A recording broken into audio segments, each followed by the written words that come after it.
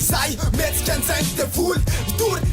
Itonak atonrongon Fa rivotra fanaparitako an'zay miaino Miaino tsy maintsy hositona De atsary faholana tsamin'ny fanahy De hitelira ohatrany hoe misovina Dr. Rap Reo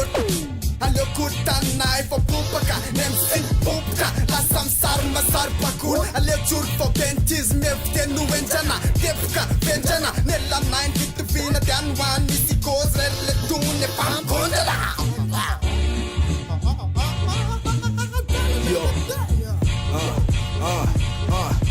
Oentinay ny pop, oentinay am sagnany Toranay studio azafaiko raha tsy takany Refoly tamile tatany raha ohatra tsy fatany Fa eto amin'ny tanàna tsisy mpiasana patany Kolotsaina samafaty zerena amin'ny ville Adonakainy rapina kasetina vinyle Tsy resaka smokin fa amile filine Tiany rapinay tsy mitomany autodine Tiany kolotsaina tovy ambony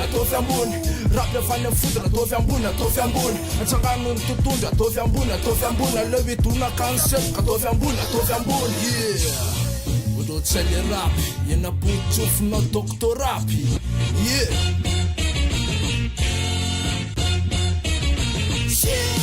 Isanandro, isan'ora, isan-tsekondro Vao mitadry pombo fogo tsy baitsy misendotra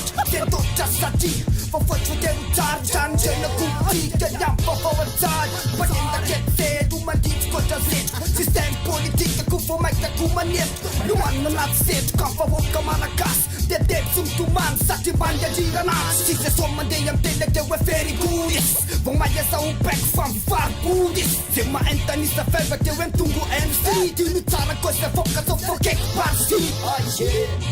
Astafil man niggas Ohatrany sa Dr. Rap Lakolosy mila stoma Anaty rap tsy mila revitsikona Balarima milatsaka tsy azo tropona Tastarasy penny atonina ataony lasorona Kolotsainy hip-hop Yo, efa mipetraka anaty saiko Rap ny atsy amidiko na devola zany ilaiko Setroka ambonaka ambony kianja Ataoko anakoako ohatrany mifoka ambasy vava Anao rap ohatrany hoe tsy very amin'ny katesisy Yo, zay mitengina ambony maiky de mitiaka azy ny akizy Anaty rap zay mila mitengina Ambony toy zay mila mitengina Eny ambony fanjina mila mitengina Eto maiky zay le sorbaina no mitongizina